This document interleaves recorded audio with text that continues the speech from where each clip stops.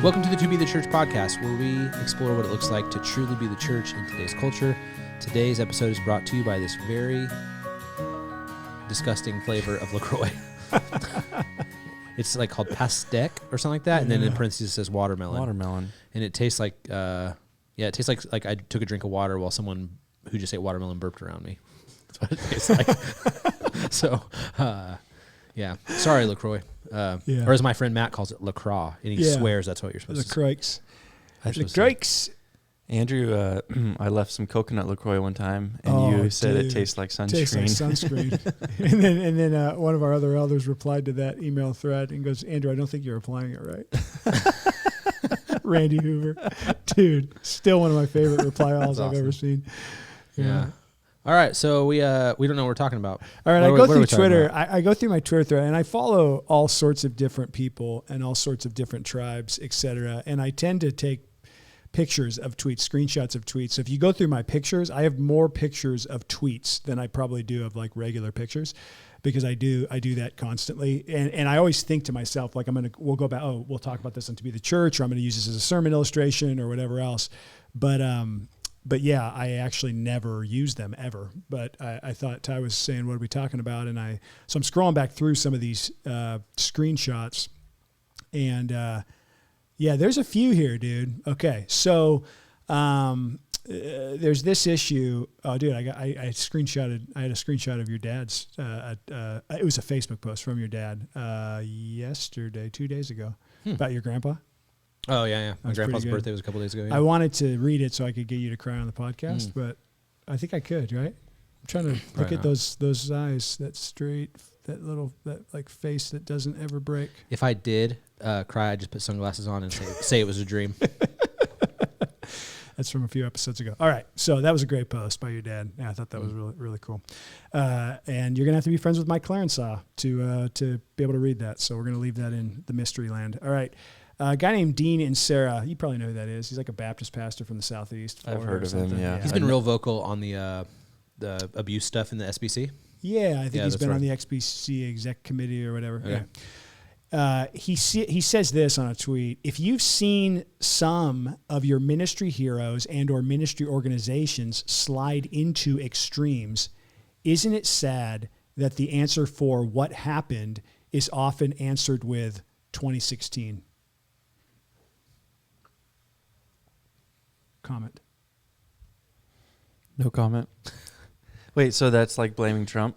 No, he's just saying, he's not blaming Trump. He's just saying 2016. It's just an observation. But, I mean, isn't that what's implied? Well, I think it'd be like maybe blaming the election cycle that happened in 2016 and like the polarization that came out of it. He just says 2016. And I follow him enough to where I don't think he's subtweeting it's all Trump. He doesn't tend to be a guy who's... No, I don't think he's saying that, but he's saying that people are blaming issues on 2016. Not saying that he agrees with that, but... He's saying the answers for ministry heroes or ministry organizations that many of us have followed over the years that have slidden into extremes. The answer for those things is usually like it started in 2016, or 2016 was a catalyst that made those ministry heroes or those organizations kind of slide into their partisan corners, or it kind of broke them in that way. And it's like 5 years ago now, and he's like, It's sad that that's the answer to so many things like that. What happened in our culture in 2016 overall, again, not looking at one candidate or one side or anything, but that overall it was like a breaking point. And I've thought about it myself and gone, like, I can see that. I think I took a screenshot because I was like, yeah, that's actually true, that like there were people that I followed and that like after the whirlwind of 2016, you were like, what? There were like a lot of ministry, theological tribe people that I would follow or whatever else that like I knew nothing about their politics for like 10, 15 years. And then after 2016, I'm like, oh, that's the side they're on, Like I think I've had more, oh, that's the side they're on moments in the last 5 years than my entire life combined. And I've wondered, is that because in 2016 I was 35 and so I'm becoming more aware of those things and that's just always been there? Or did something unique happen in 2016 that like broke something, you know. 2016 was the year that Rogue One came out. He could be talking about that. Fair. Dude, but that's another thing we should talk about is how bad the new Star Wars movies were. No. Oh. When people maybe their politics or kind of how they've sided, you know, via Twitter on different things, is it an extreme reaction to then say, okay, like can't learn from them anymore, can't read their books, can't because everything they said before was ridiculous. Yeah, because I mean the example I think of is a guy like Keller, who people kind of have been accusing of being you know, leaning left on social issues and things. And it's like, I'm not willing to give up the gold of what he's written over the years. They've been some of my favorite books. Like, and maybe I'm ignorant. That's why I don't go on Twitter. I just don't know what people's politics are, and I can just, you know, read whatever. Every screenshot I now take on Twitter, I'll just send to you. On the flip side, please don't. On the flip side, Eric Metaxas has gone you know, okay, like he's a guy that's gone to the right. Like a Bonhoeffer, like his biography on Bonhoeffer, super well respected, and then for some, everything he's done since Trump came into office has been ridiculous, you know, according to some people. Yeah. Mm-hmm. And so, yeah, I mean, there's like, it goes both directions there. Well, it's funny because I'm reading the Metaxas Luther biography right now, and he's a phenomenal writer. Yeah. Like, and I'm loving. He's also a pretty good street fighter, according to that video I saw a couple years ago. Such a dork but guy. It's funny. It's funny how this whole thing, like, it's made me like, there's a little hesitancy when I tell people to recommend it. Because it's like, oh, well, he's kind of a polarizing, like whether they like agree with him and are super far right or if they're not, which is silly because like none of that comes through in the book. Like he's just writing a great historical biography on Luther. But that's what I mean is like when maybe we're too soon to or too quick to kind of. I mean, even a guy like Martin Luther, one of the main reformers, he said some pretty gnarly stuff at the end of his life about Jews. And it's like, does that mean we discount everything that he did in the Reformation? It's kind of like I'm currently no longer a Protestant after what you just brought up. Yeah, but I mean, I think that's part of the Twitter social media world is like you cancel someone, you know, and then that's just like the world we live in. I mean, outside of a guy like Luther who wrote extensively on so many different topics and things, like a lot of the guys that you know, that you would read 50 years ago, you don't know what they think about X, Y, or Z. And that's partially just the availability in our world of Twitter of like, oh, I have a thought, let me tell the whole world that thought now. And that's also partially this idea that you have to have an opinion on everything, which I don't think has always been the case, or an opinion worth listening to on everything. Well, and I'm convinced that I could disagree with someone on some political issues and still like agree with them theologically. Yeah. Oh, for sure. A lot of times those things overlap, but they don't always, you know, and so someone might, you know, be leaning left on something politically, but it's not, in my eyes, compromising their theological acumen and stuff. I wouldn't take that leap in every instance. But back to that tweet, you were pastoring many years before 2016. Both of you guys were, myself too. Do you feel like within Christendom, it's more divisive post 2016 than before, or are we kind of prisoner of the moment there? Yeah, man. Because I feel like a lot of conservatives were really, well, there was some stuff with Christians who liked Obama and who didn't. It wasn't as divisive as Trump, but I remember like that was still going on in the church, you know, and I feel like 2020 was way more that, and that might be captured by the moment because it's like really fresh, you know. But I think like the COVID response and you know who the president is, like practically day to day, affects our lives maybe this much, okay, and then like but the restrictions on COVID stuff that's happened in the last 18 months affect our lives this much, like on a day-to-day basis, like maybe not long-term, but on a day-to-day basis. And so I think that like that's where I've noticed it in that political divide is since March of 2020 in more than since 2016. But I don't know, even as I'm saying, I'm like thinking like, is that the case or am I just like, it's so far back that I don't remember? It's pretty nuts, dude. Like I think when you look at polling stuff, back in when Obama first got elected in 2008 was kind of for a lot of polling that came out that year, even after his election, was really optimistic, like about racial relations in America, about all those kinds of things. And there's a theory that I've heard in kind of political circles that the real moment of breaking the country was 2012. that election, which again, you think of it and you're like, okay, Obama got reelected. He beat up Mitt Romney. I was going to say, who did he even beat? I don't exactly. remember. Yeah. And it was specifically though, the way that Romney was treated in that election, especially now you look at like 10 years after that, of like where like Romney, those who watched him closely knew the dude was a moderate. Like they knew he was the governor of Massachusetts. Like you knew the guy was a moderate guy, but he was treated like this, like, you know, there's some sense to like everything the media says about Trump that might be true. Like they said that about Romney, they said that about Bush. And at that moment, because if you remember the polling at that time, it looked like Romney was going to beat him. Like that Romney, he was ahead of Obama in the polling leading in, and Obama was the incumbent, and you normally don't get the big push at the end for the incumbent, you get it for the challenger. And so like the right was very, very confident Romney was going to win that, and Obama beat him pretty soundly, you know. And then there was tension there, and the backlash was what 2016 was when Trump got elected in a lot of ways. And I look at it, and I think there's a lot of credibility to the idea that 2016 was a uniquely major moment because it was so unexpected. And I think it was like the status quo. Had Hillary Clinton gotten elected, it would have been the status quo. It would have been just kind of another Obama term, right? And the fact that Trump was a shock to the system, because not only was it unexpected, but like he's Trump, you know. So it's like it's not just like that someone like Mitt Romney won the presidency. It's like Donald Trump was president of the United States for 4 years, right? So it's just a like a whoa moment, and so the backlash against him, the way that it really, and then, you know, you look over the 4 years and whether it's impeachments or just the back and forth and all that kind of stuff. And then of course, bubbling up to the surface in 2020, I look at it and just go, dude, yeah, it's, we've had people like, I remember a guy moved away to another state and was a member here for a few years. And he sent me an email, like thanking me for the time they were here. And just like, man, it was really great. And he said, in the time I was at the church, you led the church through 2016 and then through 2020. And he was just talking about the church, the unity of the church and those kind of things and how that must have been really, really, really difficult.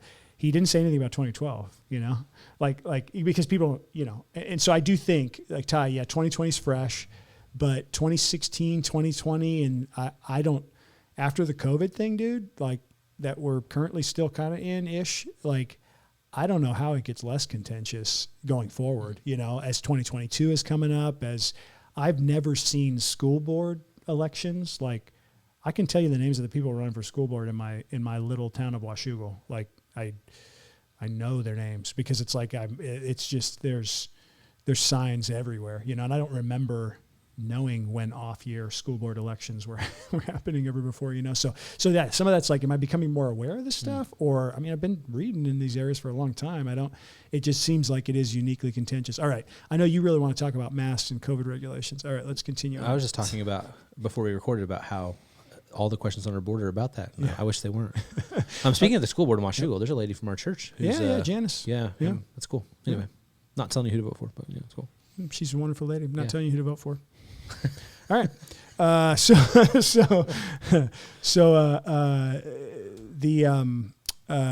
Here's another one in line with that. Another what? Yep. Another screenshot. Tweet. Another screenshot. Cool, okay.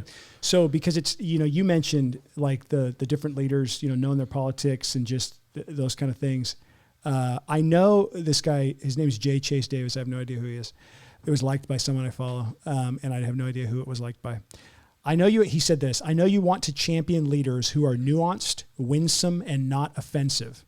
I would like to live in that world as well. Could you read that again? Start over. I know that he's talking, I think, primarily to Christians, even that would kind of be in our tribe too. Okay. I know that you want to champion leaders who are nuanced, winsome, and not offensive. I would like to live in that world as well.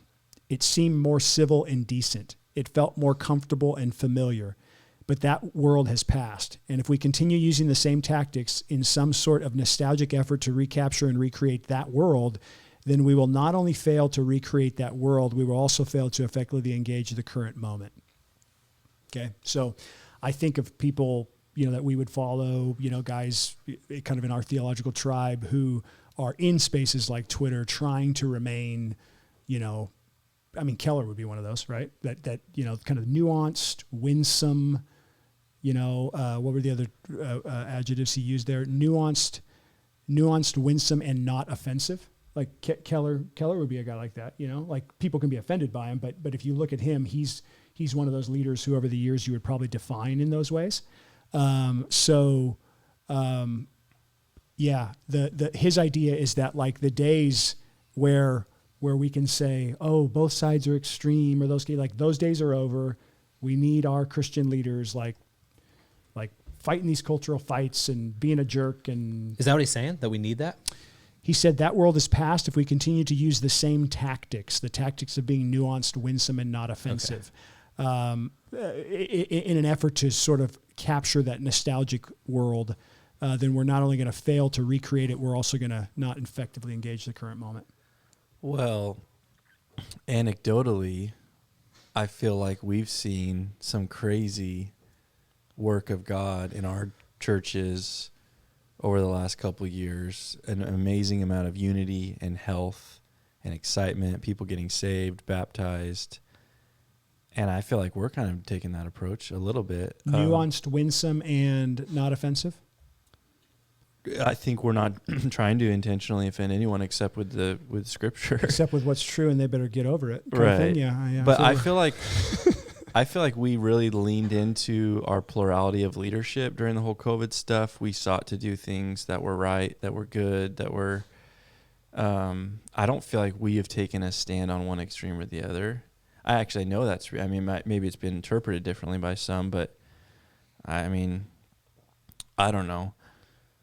If that's the case, like I'm just not that type of leader who's going to be like an extreme, except for the gospel. The gospel includes what? What are the implications of the gospel? You tell. I mean, you're leading to something there. There's this idea that like there's kingdom implications to the gospel in insert cultural issue I want to take this specific stand on, and that's the implications of the gospel, and so you need to be this way about that issue. Oh yeah, well yeah, or we are called to love our neighbor, and this is what loving your neighbor means. Yep. And if you don't, then you're not actually loving like Christ. Yep. I'd be like, well, hold on a second, that's not the gospel. That's actually antithetical to the gospel. So yeah. What I mean is I don't mind offending people when I tell them that they're a sinner who needs grace, because that's offensive. The gospel, the cross is offensive. But I don't feel like there's many of these cultural moments where we have to use the pulpit in that way, I guess. Yeah, I think that I would like to sit down with J. Chase Davis here and say 280 characters is not enough for this. Mm-hmm. What are you talking about?